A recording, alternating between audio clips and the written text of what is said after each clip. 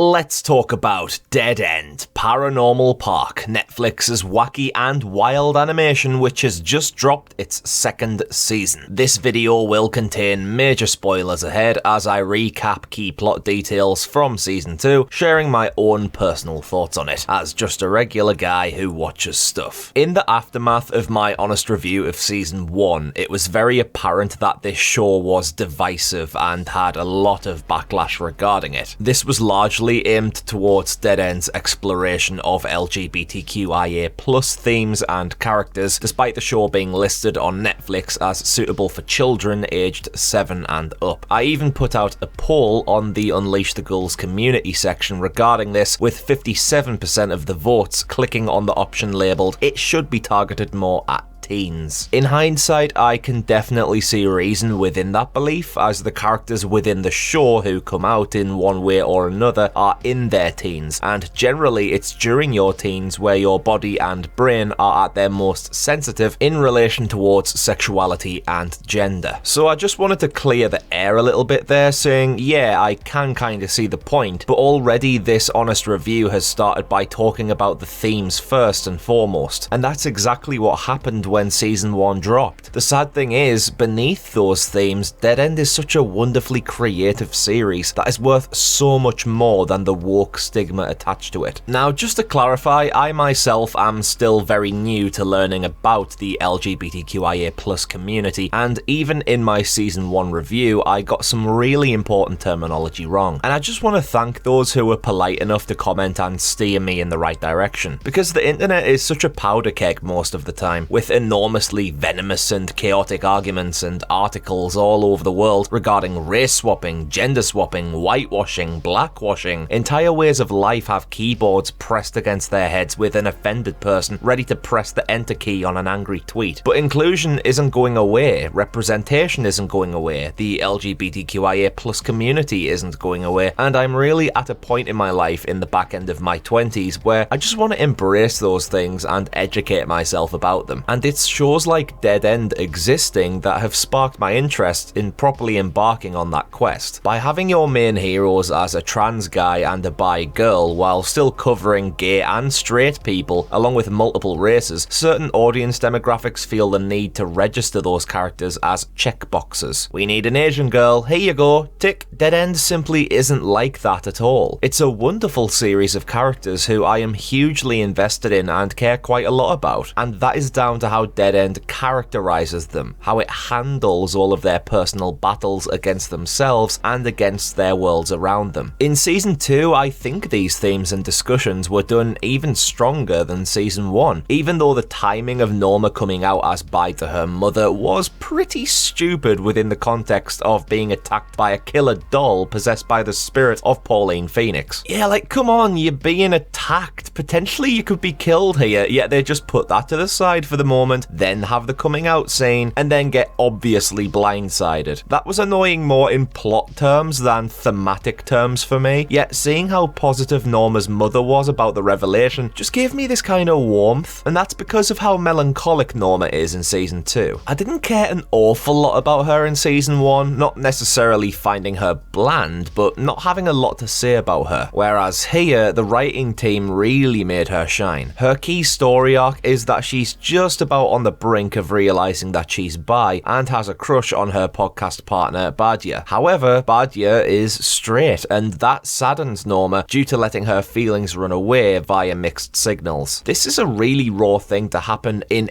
any sexuality. Thinking someone likes you, you like them back, but then you tell them and it turns out that isn't the case at all, and you've got to live off the awkwardness having fired your shot and missed completely. In Norma's case here, the moment that cemented her greatness for me as a character in season 2 was during my favourite episode of this run, A Ride of a Lifetime. There we get a timey-wimey episode wherein Barney and Logs, Norma and Badia, and Courtney and Pugsley ride a Ferris wheel. Each of the character groups does does something within a chain of events that made the Ferris wheel go out of control. Logs is texting another guy, so Barney knocks the phone, it hits a seagull who plummets and hits the controls, that kind of thing. Yet Pugsley has the ability of turning back time, so in Edge of Tomorrow fashion, has to try and stop the event change from causing havoc and the death of everyone. In Norma's scenario, she wants to admit her feelings towards Badger, yet it always goes wrong, and all Pugsley wants to do is make sure that every single person in the chain ends up happy. However, the vital moment is when Norma tells Pugsley it's okay not to be okay. Bad things happen, and that's fine. It's the mentality that you simply cannot make everyone happy, and there are certain things in people's lives that can never be fixed, so there's no shame in being sad or hurt. Sadness is a part of the spectrum of human emotion, and to not only feel it, but to understand and harness it is what can make a person appreciate the happiness in their lives and make them stronger overall. This really got to me on a personal level and completely turned me around on Norma as a character. And do you know what? Let's consider that. That whole point regarding sadness is something that everyone can understand, regardless of your gender or who or what you're attracted to. And that's something I really do credit Dead End so highly for. The characters could have been anyone. They could have all been straight white people. It doesn't matter. All that really matters is the lessons being taught, the moral stories being told, and the emotional scales being measured. It explores introducing your partner to your parents. It explores introspection. It explores anxiety and body confidence and bullying and death and people not living up to your expectations. Season 2 never at any point backs down to the negative energy that was gunning for its head earlier this year. It just goes, right, we've established ourselves now, this is the show we're making, those who love it, those who hate it. Regardless, we are going to tell our stories. And the stories are just exquisite. They're just as quirky, if not even quirkier than season 1. So many unique experiences that I just loved sitting and absorbing, being fully entertained by the madness and then touched by its more thought-provoking moments. I love shows that can just go, here's a silly idea, and then just expand on it and have fun. What if Barney became a wrestler? What if Pauline Phoenix possessed a doll of herself? What if Barney suddenly died and became a ghost? The series does such a great job in creating memorable episodes to me. Even when Harmony returned after his appearance last season, which I previously said was a favourite episode of mine, the fact that in a show this random I still recognised and had an emotional response to a returning minor character, it made me realise just how rich this world is. And in season 2, it only gets richer. The best new inclusion for me, I'd say hands down, but that pun would be too obvious, is Fingers. Fingers is a really suave and sophisticated giant hand angel that just chews the animated scenery in every moment. And despite being connected to an arm, the borders of the screen prevent us from seeing just what Fingers is attached to. I love this thing. Like, Fingers is a high volume of fun when on screen, and he just fits, I can't say like a glove, can I? But the fact is, a giant talking hand can rock up in the series opener, and come episode 2, it just becomes totally normal. That's a testament to Dead End's scope and variety. It's one of my favourite animated worlds since SpongeBob. You've got outside the park, inside the park, and the multiple floors of the elevator to traverse. It all just feels geographically expansive yet simultaneously contained, so as a creation, I really do applaud Hamish Steele's brain on this one. But it's not just the world that feels enlarged since the last season. Every character has so much more flesh to them. We get to see more of Barney in his younger years, pre-blue hair, and Logs gets a lot more screen time with his and Barney's relationship going through more key stages. Both Norma and Badger are developed so much more as individuals, and as a pairing, we spend more time with Barney's and Norma's families outside of the park, and then both Pugsley and Courtney have character revelations surrounding the big story arc of the season. That was really well handled, I think, and it gave the show so much more weight. So there's a mysterious masked figure who can jump through time called the Watcher, who plays a key role in bringing about a future war wherein the angels contribute to the destruction of the world. In the final 2 episodes, the gang go up in the elevator to the angel realm, which is presented in an unsettling light. A big gripe I did have here, admittedly, was how there are a lot of other beings beings similar to Courtney who prune a huge tree of timelines to get rid of anomalies. And that's just completely lifted from Loki. I know that timeline fixing and adjustments go conceptually further back than that, but the term pruning really entered the popular culture en masse via Loki, and that only came out a year ago. That's my only downside to the finale here, but we get two major character revelations. Firstly, Courtney isn't actually a demon, she's a fallen angel, and in this world of angels and demons, that is a really bad thing for her. The angels and demons have a brewing rivalry which fingers triggers even further by heel turning and becoming one of the big bads, yet still being a lesser evil than the main angel forces, indicating in future seasons we're gonna go a lot more in depth with their attrition. Pugsley, on the other hand, is revealed to be the Watcher, wherein he's manipulated by angels to always become the Watcher, and thus he sacrifices himself to prevent the Watcher from ever happening, pruning himself from the timelines. That was properly emotional. Even Pugsley is so incredibly developed in season 2, so much more than just being a funny talking dog. Even though at the end of the show Pugsley is still conscious somewhere, with his return from death likely next season, that moment of him ending his own life to save everyone and then saying goodnight to Barney as he falls asleep, that was a sledgehammer to the gut. It's kinda absurd how a show so absurd can contain so many moments and people that are relatable to the real world. Dead End is not just its own ecosystem, but if you actively seek it out, there's a lot you can take from it. I feel like all of the LGBTQIA+ themes that some people have responded negatively to are normalized within this world based on how crazy it is. Like, they're in a multiplane of worlds where angels and demons of all shapes and sizes roam, where time travel is possible, where an apocalypse threatens the horizon, where tiny talking toys and giant talking hands coexist. So for a character to be gay or bi or trans or straight, it just blends in, normalizing those people by dropping them in an abnormal world. An abnormal world that has been fascinatingly animated, with even more of the dimension shifting 2D to 3D transitions. It's bright and colourful and vivid and so full of wonder. That's what I really want Dead End to be known for. It's so much more layered than the surface level complaints it's received. Barney even says it himself here, these characters are a family he made, and it really does feel that way. The way they're done as characters makes me root for them. They could have been from any walk of life and I'd have felt equally about them. So just because they're not all straight males or females shouldn't detract from the vivacity of Dead End's world and storytelling methods. It's still two big thumbs up from me across the board. A few key parts that I thought could have been handled more logically, like Norma's coming out. There was stuff identified as not being 100% original, like the timeline pruning thing, and there weren't as many musical numbers as season 1, which I think some people will quite like because there were quite a few of them, but I did enjoy them. And here we've got Barney's little song where he's doing his wrestling training montage. That was super catchy. Oh, and we've got Pugsley's cute little song as well. So still some nice ones there for the music fans. Anyway, overall, I think I enjoyed season 2 even more than season 1, but that's just my thoughts. What did you lot think? Let me know in the comments below, and until next time, I've been Connor from Unleash the Ghouls, and we shall see you around on the multiplane for another honest review. Cheers out.